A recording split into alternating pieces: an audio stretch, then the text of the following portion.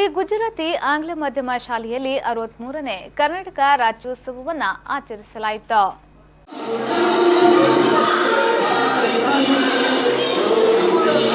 ಪ್ರಾರ್ಥನೆಯೊಂದಿಗೆ ಪ್ರಾರಂಭವಾದ ಕಾರ್ಯಕ್ರಮವನ್ನು ವಿದ್ಯಾರ್ಥಿನಿ ಇಂಚಿರಾ ಗಣೇಶ್ ಸ್ವಾಗತಿಸಿದರು.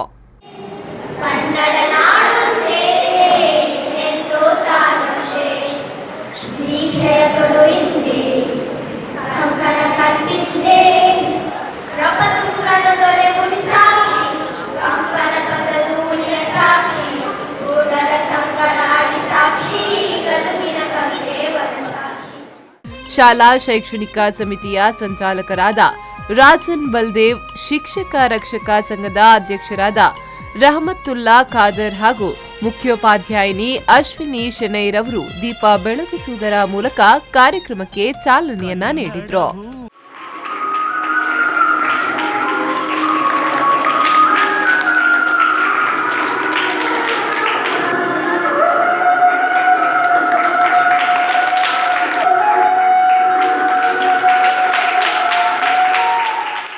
ಮುಖ್ಯ ಅತಿಥಿಯಾದ ರಹಮತ್ತುಲ್ಲಾ ಖಾದರ್ ರವರು ಕರ್ನಾಟಕ ರಾಜ್ಯದ ಉದಯದ ಬಗ್ಗೆ ತಿಳಿಸಿದರು.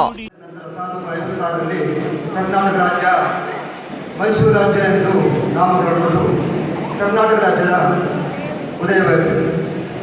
ನಿಮಗೆಲ್ಲ ಎಷ್ಟು ತಿಳಿದಿರಬಹುದು. ನಂತರ 1973ನೇ ಇಸವಿ ಆಗಿರಬಹುದು.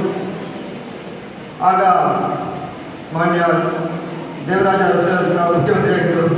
ಆ ಸಮಯದಲ್ಲಿ ಮೈಸೂರು ರಾಜ್ಯವನ್ನು ಕರ್ನಾಟಕ ರಾಜ್ಯ ಎಂದು ಪರಿಣಾಮಗೊಂಡು ಇಂದಿಗೂ ಸಹ ನಾವು ಕರ್ನಾಟಕ ರಾಜ್ಯದಲ್ಲಿ ಕರ್ನಾಟಕ ರಾಜ್ಯ ಅಂತ ನಾವು ಪ್ರತಿ ವರ್ಷ ಈ ಸಮಾರಂಭವನ್ನು ಆಚರಿಸಿದ್ದೇವೆ. ನಮ್ಮ ಕನ್ನಡ ಆ್ಯಕ್ಚುಲಿ ಈಗ ನಮಗೆಲ್ಲರೂ ಕೂಡ ಇಂಗ್ಲೀಷ್ ಕಲಿಯಬೇಕು, ಆದರೂ ಕನ್ನಡವನ್ನು ನಾವು ಪ್ರಸಾರ ಮಾಡಬಾರದು. ಶಾಲಾ ಮುಖ್ಯೋಪಾಧ್ಯಾಯಿನಿಯವರು ಕರ್ನಾಟಕದಲ್ಲಿ ಪ್ರತಿಯೋರ್ವನು ಕನ್ನಡ ತಿಳಿದಿರುವುದು ಅತಿ ಅವಶ್ಯಕ. ಆದ್ದರಿಂದ ವಿದ್ಯಾರ್ಥಿಗಳು ತಮ್ಮ ಪೋಷಕರಿಗೂ ಈ ಭಾಷೆಯನ್ನ ಕಲಿಸಬೇಕೆಂದು ತಿಳಿಸಿದ್ರು. ಕೆಲವು ಜನರಿಂದ ನನ್ನ ಮಕ್ಕಳಿಗೆ ಕನ್ನಡ ಗೊತ್ತಿಲ್ಲ, ನನಗೆ ಕನ್ನಡ ಗೊತ್ತಿಲ್ಲ ಹೀಗೆ ಹೇಳ್ಬೋದಾ? ನಾವು ಹೇಳುವುದು ಸರಿಯಾ? ಈ ಕನ್ನಡ ಮಣ್ಣಲ್ಲಿ ಗೊತ್ತಿದ್ದ ಮೇಲೆ ಎಲ್ಲ ಸುಲಲಿತವಾಗಿ ಕನ್ನಡ ಮಾತಾಡ್ಬೇಕಂತಿಲ್ಲ, ಆದರೆ ಆಡು ಭಾಷೆ ನಮಗೆ ಗೊತ್ತಿರಬೇಕು.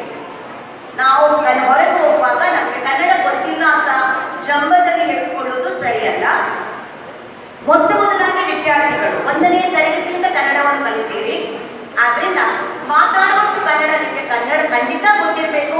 ಮಾತ್ರವಲ್ಲ, ನಿಮ್ಮ ಪೋಷಕರಿಗೆ ಕಲಿಸುವ ಜವಾಬ್ದಾರಿ ಕೂಡ ನಿಮ್ಮದು. ಈ ಜವಾಬ್ದಾರಿಯನ್ನು ನೀವು ವಹಿಸ್ಕೊಳ್ತೀರಾ? ಇವತ್ತಿಂದ ವಹಿಸ್ಕೊಳ್ತೀರಾ? ಪ್ರತಿ ಓರ್ವ ವಿದ್ಯಾರ್ಥಿ ಇವತ್ತು ಮನೆಗೆ ಹೋಗಿ ಇವತ್ತಿನಿಂದಲೇ ತಮ್ಮ ಪೋಷಕರಿಗೆ ಕನ್ನಡವನ್ನು ಕಲಿಸಬೇಕು.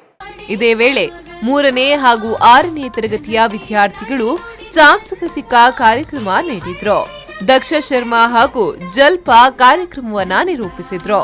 ಪೃಥ್ವಿ ಧನ್ಯವಾದವನ್ನ ನೀಡಿದ್ರು.